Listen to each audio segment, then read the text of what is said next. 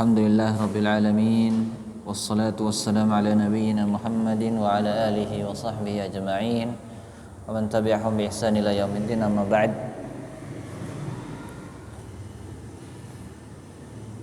Rasulullah SAW bersabda, man yuridillahu bihi khairan yufaqihu fid din. Barang siapa yang Allah inginkan kebaikan padanya, yufaqihu fid din, maka Allah akan pahamkan tentang perkara agama.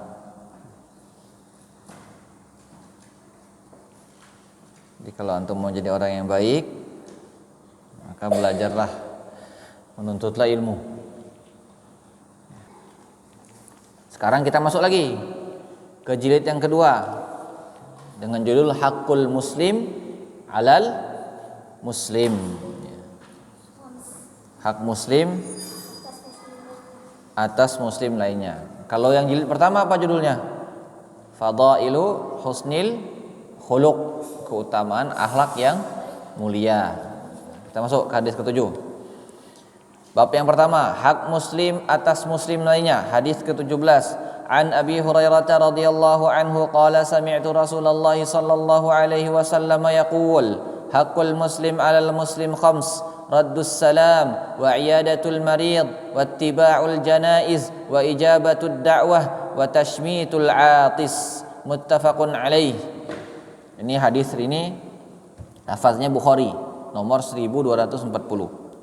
Dari Abu Hurairah radhiyallahu anhu, beliau berkata, sami'tu Rasulullah sallallahu alaihi wasallam yaqul, aku mendengar Rasulullah sallallahu alaihi wasallam bersabda, haqqul muslim al muslim khams, hak muslim atas muslim lainnya ada 5. Raddus salam, yaitu menjawab salam, wa iyadatul marid, menjenguk orang sakit, wattiba'ul janaiz, mengiringi jenazah, wa ijabatud da'wah, memenuhi undangan, wa tashmitul 'atis, mendoakan orang yang bersin. Gimana doanya? Yusuf, orang yang bersin, apa doanya? Mendoakan orang yang bersin. Alhamdulillah, ya, itu yang diucapkan. Dalam riwayat Muslim disebutkan, haqqul muslim 'alal muslim sit, qila ma hunna ya Rasulullah, qala idza laqitahu fasallim 'alaihi wa idza da'aka fa'ajibh wa idza stansahaka fansah lahu wa idza stansahaka fansah lahu wa idza 'atasa fahamidallah fasammithu wa idza marida fa'udahu wa idza mata fattabi'hu. Hak muslim atas muslim lainnya ada 6. Qil, ya, dikatakan ya Rasulullah, qila ma hunna ya Rasulullah, ya, ada yang berkata apa itu wahai Rasulullah, ya. Qala, kemudian Rasul menjawab, laqitahu idza laqitahu fasallim alaihi, apabila engkau bertemu dengannya maka ucapkanlah salam kepadanya. Wa idza da'aka fa'ajibhu, apabila ia memanggilmu maka jawablah. Wa idza tansahaka fansahlah, apabila ia meminta nasihat kepadamu maka berilah ia nasihat. Wa idza 'atasa fahamidallah fasammit, apabila ia bersin kemudian memuji Allah maka doakanlah dia. Wa idza marida fa'udahu, apabila ia sakit maka jenguklah. Wa idza mata fattabi'hu, dan apabila meninggal maka iringi jenazahnya. Penjelasan hadis. Yang pertama apa? Hak muslim raddus salam. Pantasnya bagi seorang muslim ketika bertemu dengan saudaranya sesama muslim, ya, untuk mengucapkan salam. Jika bertemu mengucapkan salam. Yang kecil memberi salam kepada yang besar, yang lebih tua. Yang lebih tua memberi salam kepada anak-anak dalam rangka mendidik. Anak-anak kecil, Hilali, siapa-siapa yang kecil-kecil. Nah, itu kita yang ngasih salam. Sandi, yang mereka nggak tahu, Ustadz dulu yang ngasih salam, assalamualaikum warahmatullahi wabarakatuh, sehingga mereka terlatih. Adapun yang sudah besar-besar, Yusuf, Yazid, siapa-siapa yang sudah di sini, yang sudah paham, maka yang mulai salam siapa? Yang kecil dulu kepada yang tua. Ya. Kemudian orang yang berjalan kaki memberi salam kepada orang yang duduk. Jadi kalau Ustadz balik bermotor, antum duduk di situ. Siapa yang ngucap salam duluan? Nah, yang naik motor. Yang naik motor ngasih salam yang duduk. Ya. Kemudian orang yang berkendaraan memberi salam kepada orang yang berjalan. Sebagaimana disebutkan dalam hadis Abu Hurairah radhiyallahu anhu, ya, yang diriwayatkan oleh Imam Bukhari, Rasulullah SAW bersabda, "Yusallimus saghiru 'alal kabir, wal marru 'alal qa'id, wal qalilu 'alal katsir." Yusallimus saghir 'alal kabir, yang lebih muda memberi salam kepada yang lebih tua. Wal marru 'alal qa'id, yang lewat atau yang berjalan memberi salam kepada yang qa'id, yang apa? Duduk. Wal qalilu 'alal katsir, yang sedikit memberi salam kepada yang banyak. Ya, memulai salam, ya. Memulai salam ini hukumnya sunnah muakkadah, sunnah yang ditekankan, sunnah yang dianjurkan. Artinya bagus, sangat bagus jika diamalkan. Dan menjawabnya maka hukumnya wajib. Ya. Jika dia sendiri maka wajib ain bagi dia. Tapi kalau banyak maka dia wajib kifayah. Contoh, karena memberikan salam kepada siapa? Kepada Rafa misalkan. Rafa sendirian. Anda berikan salam, Assalamualaikum. Maka Rafa wajib menjawabnya. Namun sekarang misalkan Anda memberikan salam nih kepada antum, banyak kan ini? Maka hukumnya wajib kifayah. Jika ada satu saja yang menjawab, maka yang lain sudah tercukupkan. Ucapkan salam, Assalamualaikum warahmatullahi wabarakatuh. Kemudian Salman menjawab, Waalaikumsalam warahmatullahi wabarakatuh. Sudah cukup, yang lain sudah cukup. Ya.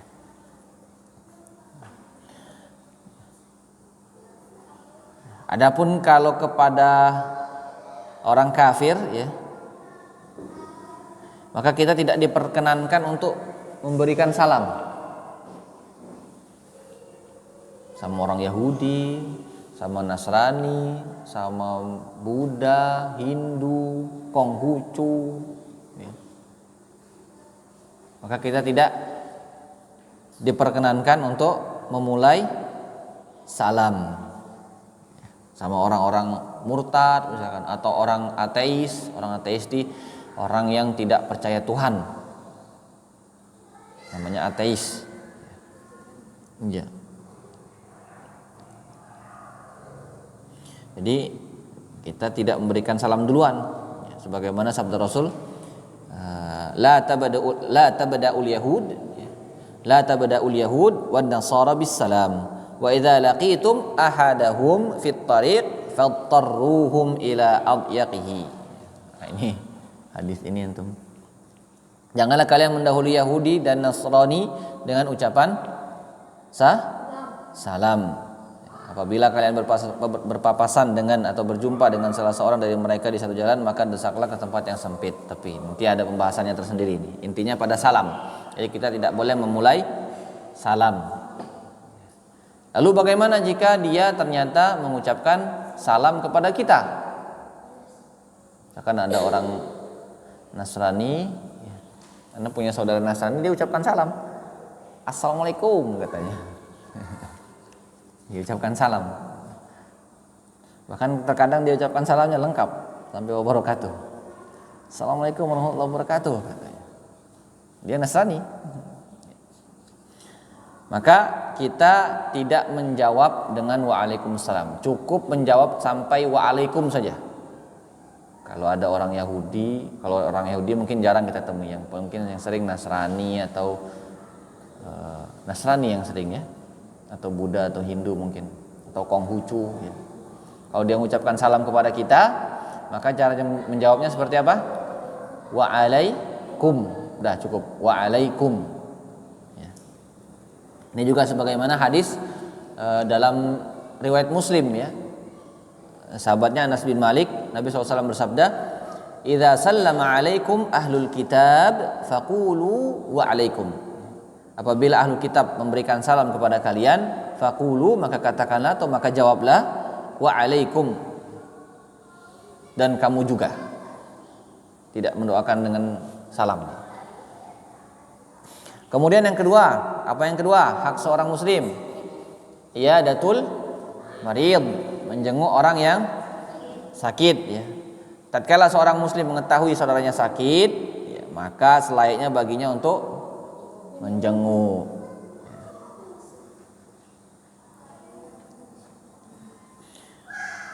Kemudian dalam menjenguk orang sakit ini ada adab-adabnya. Ada adab-adabnya. Yang pertama, kita mendoakan kesembuhan atau kesehatan baginya. Banyak doanya, atau yang paling sering terdengar, syafakallah atau labas, tahur insyaallah, bisa begitu, ya. Apa sekarang saya tanya, apa arti labas tahur insyaallah itu? Hah? Tidak apa-apa. Terus? Semoga Allah menyucikanmu. Menyucikan dari apa? Dari najis. Hah? Ahsan. Dari dosa. Kita katakan ke orang itu, labas. Enggak apa-apa. Ini sebagai semangat. Ada orang sakit, kita katakan, enggak apa-apa, tahur insyaallah. Insyaallah sakit ini, ya, mensucikan kamu atau membersihkan dosa-dosa kamu, mensucikan kamu dari dosa. Itu maksudnya perkataan tahur insyaallah. Atau syafakallah, ya. Semoga Allah memberikan kesehatan kepadamu. Kemudian adab yang kedua, kita menganjurkan untuk orang yang sakit, ya, banyak berzikir, banyak meminta ampun kepada Allah Subhanahu wa taala. Kita ingatkan juga jangan sampai karena sakit, ya, kewajibannya jadi tidak dilaksanakan, sholat 5 waktu nggak dilaksanakan, kecuali kalau memang uzur, ya. Kadang orang cuma demam, nggak sholat zuhur, ya. Kewajiban tetap, nggak bisa berdiri, duduk, nggak bisa duduk, tidur, nggak bisa tidur juga, pakai kedipan mata yang paling terakhir. Amun lada pacak ngedip mato, kubur. Difahami? Kecuali kalau sakitnya pingsan, operasi, ya. Itu baru ada uzur padanya. Tapi kalau sakit demam, tidak sholat subuh, berdosa. Nah, setelah tahu ini masih dilakukan, siap antum sudah ada hujah, ya, sudah ada ilmu, sudah tersampaikan ilmu, ya. Kemudian yang ketiga, tidak berlama-lama ketika menjenguk, ya. Karena kadang orang lagi sakit, antum lama-lama di situ, kepalanya lagi pusing, antum datang di situ diam, ajak ngobrol, tambah pusing dia. Kecuali jika sebaliknya, kalau seandainya kita berlama-lama di sana dan ternyata orang yang sakit itu menginginkan hal tersebut, ya, malah jadi bahagia, senang, ada yang menemani di rumah sakit misalkan, sudah mau tahap kesembuhan, dia masih sakit tapi sudah mau sembuh, sepi, nggak ada orang datang, dia pengen ngobrol lama, ya. Maka ini dianjurkan untuk berlama-lama, karena hadis Rasul apa?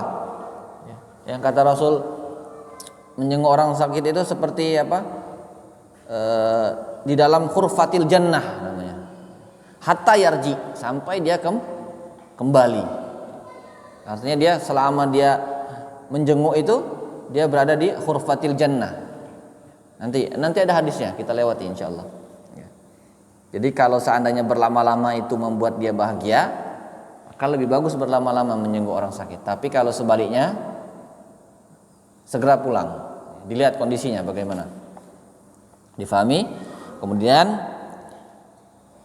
adab yang berikutnya, ya, dalam menjenguk orang sakit, meniatkan kunjungan tersebut karena mengikuti sunnah Nabi Muhammad SAW, dapat pahala tambahan. Kemudian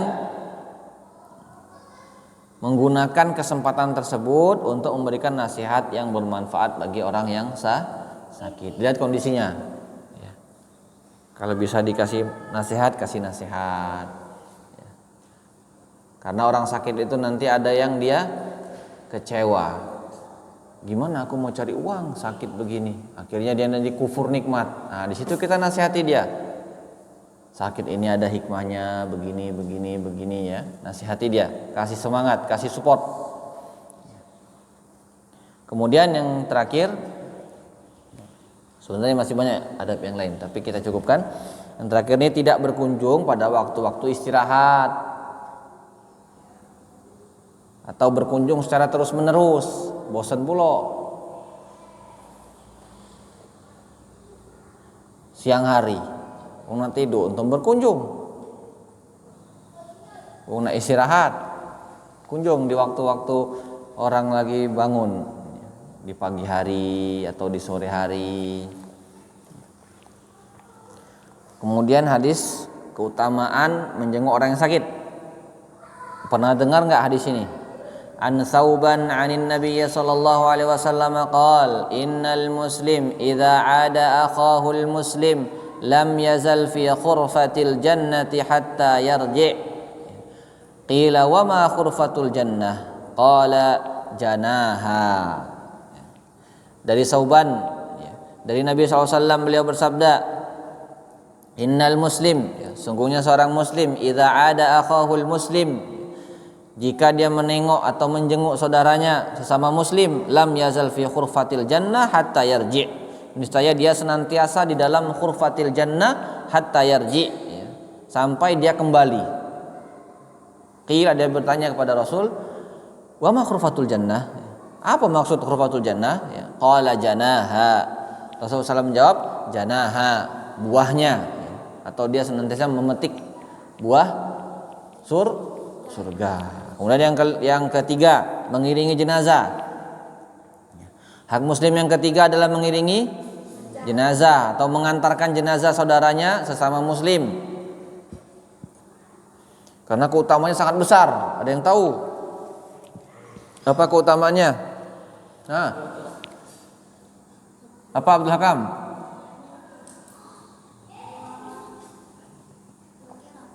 Dua qirat. Ahsan. Pertanyaan berikutnya, apa itu qirat?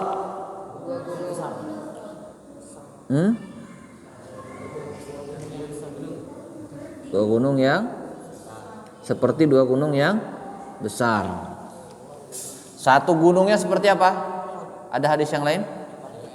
Seperti gunung Uhud.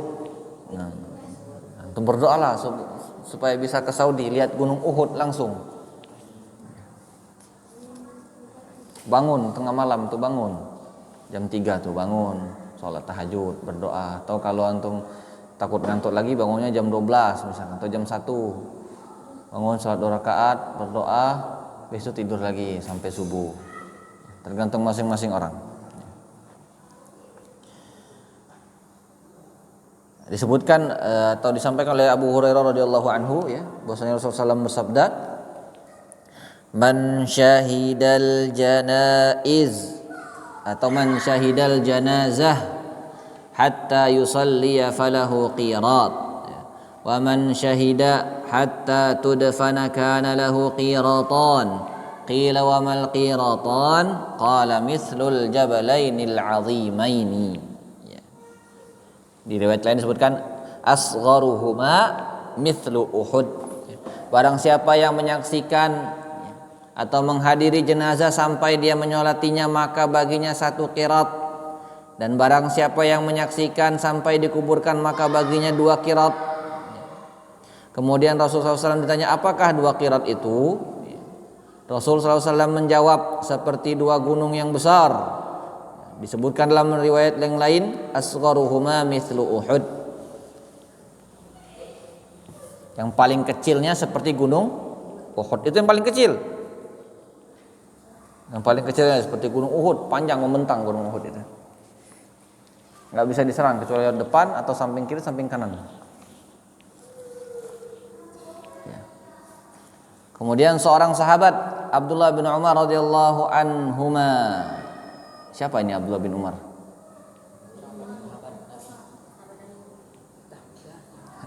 Iya, sahabat Nabi.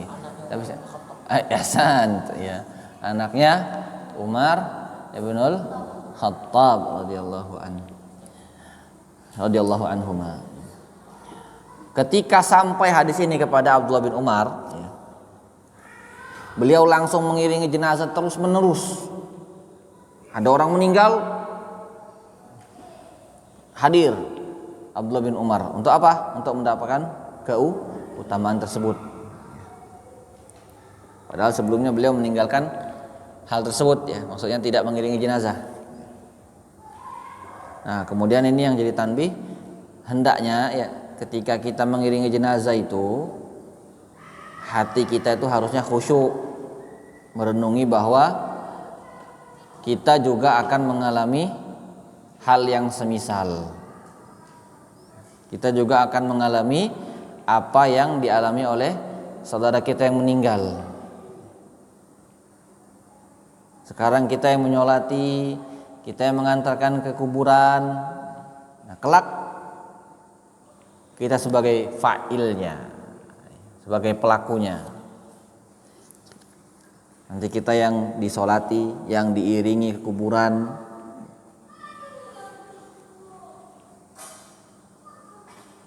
Allahumma nas'alukal husnul khatimah. Husnul khatimah. Kita bermohon kepada Allah Subhanahu wa taala agar kita diwafatkan dalam keadaan husnul khatimah, dalam keadaan yang baik dan tidak meninggalkan hutang. Kemudian yang keempat, walimatul urs, memenuhi undangan. Memenuhi undangan ketika diundang. Namun ada syarat-syaratnya. Yang pertama, yang mengundang seorang muslim. Yang kedua, yang mengundang ini bukan orang yang mujahir. Artinya dia orang yang menampakkan kemaksiatan. Habis minum khamr dia diupload di WA, di mana-mana. Kemudian yang ketiga, tidak ada kemaksiatan di acara tersebut. Contohnya misalkan ada penyanyi-penyanyi, ya, ada orang joget-joget misalkan. Nah, kalau ada yang seperti ini maka kita tidak wajib hadir karena ada kemaksiatan di sana. Atau ada kuda lumping misalkan. Atau ada dibagikan khamr misalkan. Na'udzubillah. Seperti ini kita tidak wajib datang. Kemudian yang keempat, hendaknya orang itu memiliki usaha yang halal, bukan usaha yang haram. Ternyata usahanya ini tukang judi misalkan. Nah, maka yang seperti ini dilihat kondisinya, ditafsil. Kalau seandainya usaha yang haram itu usaha yang benar-benar jelas. Contoh, dia ini maling kambing. Kambingnya dipakai untuk walimah, ya, walimah acara pernikahan, resepsi pernikahan, acara pernikahan. Maling kambing, kambingnya atau maling sapi, sapinya dipakai untuk masak pernikahan. Nah, yang seperti ini kita tidak wajib datang. Kalau seandainya dia yang bukan bi'ainihi, artinya dia usahanya saja, maka masih boleh untuk datang, tidak wajib dan tidak juga haram. Difahami? Begitulah yang dikatakan oleh Syekh Utsaimin dalam Ta'liq Sahih Muslim. Coba ambil kitabnya. Ini, Anda lupa nulis halaman.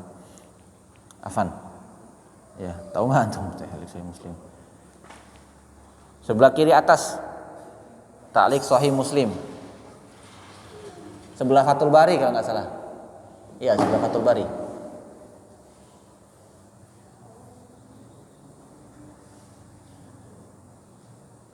Oh, itu kan berjilid-jilid ya. Antum aja Abdul Razak coba ke sana. Nomornya 1432. Enggak, coba lihat dulu. Kalau enggak jilid 3 atau 4. Bukan, bukan. Lihat nomornya sini Anda kasih tahu. Nah, ini ya antum buka. Nah, ini nomor hadis 127. Ini nomornya 1430-an. Coba cari. Jilid keempat kalau nggak salah. Jeda aja dulu.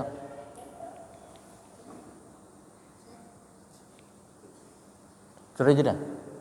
Jeda video biar.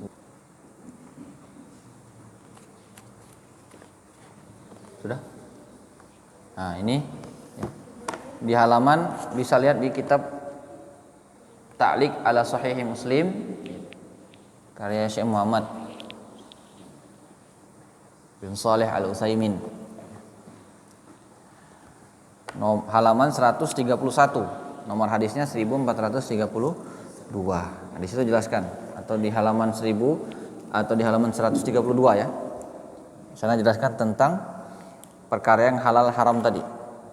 Kalau seandainya dia li'ainihi, contoh kasus yang seperti tadi, maka kita tidak wajib untuk hadir. Tapi kalau seandainya dia ternyata cuma pekerjaannya saja, maka kita masih boleh hadir. Nabi SAW pernah diundang oleh orang Yahudi. Yang kita ketahui orang Yahudi ini dia makan riba, dan Nabi SAW hadir di acara itu. Bisa lihat di halaman 132 ya. Kemudian yang berikutnya, tidak menjatuhkan kewajiban yang lain atau yang lebih wajib. Kemudian yang berikutnya, undangannya ditakyin. Kalau seandainya Abdul Ghani, antum mana undang ke acara pernikahan ya. Insya Allah di Jawa Barat akhir Maret. Nah, Cak Ionian ini contoh itu kan. Contoh. Mudah-mudahan ya. Nah, kalau ditakyin seperti itu ya, disebutkan nama, nah, maka itu wajib baginya hadir. Tapi kalau undangannya umum, bersifat umum, ya, maka dia tidak wajib. Hadir boleh. Diundang misalkan santri Darul Hadis Palembang, Ustadz Syarif mengundang untuk menghadiri acara pernikahan. Oh iya. Di bulan Syawal misalkan kan. Tanggal 23 Maret misalkan. Contoh baik itu. Nah, kalau yang seperti itu maka tidak wajib hadir. Hadir boleh, karena sudah diundang. Tum santri Darul Hadis hadir. Cuman yang makannya banyak ini diwakil ke ya hadirnya. Nah, itu di sini ada sabda Rasul ya. Dari Abu Hurairah radhiyallahu anhu, Rasulullah SAW bersabda, bi'sat ta'amul walimah yud'a ilaihil aghniya wa yutrakul masakin. Faman lam ya'ti da'wata faqad asallaha wa rasulah. Sejelek-jelek makanan adalah makanan walimah. Makanan walimah yang seperti apa? Jika orang tersebut mengundang orang kaya tapi meninggalkan orang-orang yang miskin. Harusnya mereka didahulukan, mereka yang lebih butuh. Tapi tetap di akhir-akhir hadisnya Rasulullah SAW bersabda, "Faman lam ya'tid da'wah faqad asallaha wa rasulah." Barang siapa tidak memenuhi undangan, sungguh telah bermaksiat kepada Allah dan Rasulnya. Hadis yang lain atau riwayat yang lain masih sama, nomor hadisnya 1432. Syarrut ta'ami ta'amul walimati yumna'uha man ya'tiha wa yud'a ilaiha man ya'baha wa man lam yujibid da'wata faqad asallaha wa rasulah. Jelek-jelek makanan adalah makanan walimah, di mana seorang tercegah untuk datang kepadanya. Yang nak datang malah dicegah, yang tak galak datang malah diundang. Barang siapa tidak memenuhi undangan, sungguh telah bermaksiat kepada Allah dan Rasulnya. Cukup rupanya. Sikok lagi tanggungnya. Yang kelima, mendoakan saudaranya ketika bersin. Hadisnya, kana haqqan ala kulli man sami'ahu ayyaqula yarhamukallah. Ada suatu hak kewajiban bagi orang yang mendengar seseorang yang bersin kemudian mengucapkan alhamdulillah. Ingat ya, dia mengucapkan apa? Alhamdulillah. Ketika ada yang bersin kemudian mengucapkan alhamdulillah, maka haknya dia kita mengucapkan apa? Yarhamukallah.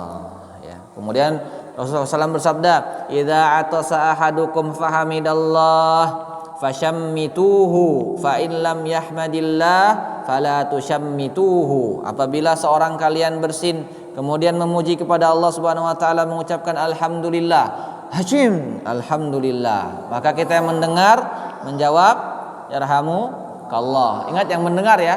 Kalau dia cuma bisik-bisik hasimnya enggak kita dengar, enggak perlu ucapkan. Ada yang bersin kemudian alhamdulillah. Misalkan kita nggak dengar ya nggak perlu. Tapi kalau kita dengar, meskipun dia di ujung pintu sana, dengar ucapkan yarhamukallah. Difahami? Kalau sholat nggak perlu jawab, batal sholatnya. Ya? Ada yang bersin, alhamdulillah. Tum jawab. Alhamdulillah. Batal sholatnya, difahami? Berbicara dalam sholat. Jadi kalau di luar sholat baru jawab yarhamukallah. Alhamdulillah kita selesaikan. Naktafi bihadzal qadar. Subhanakallahumma wa bihamdika asyhadu an la ilaha illa anta astaghfiruka wa atubu ilaik.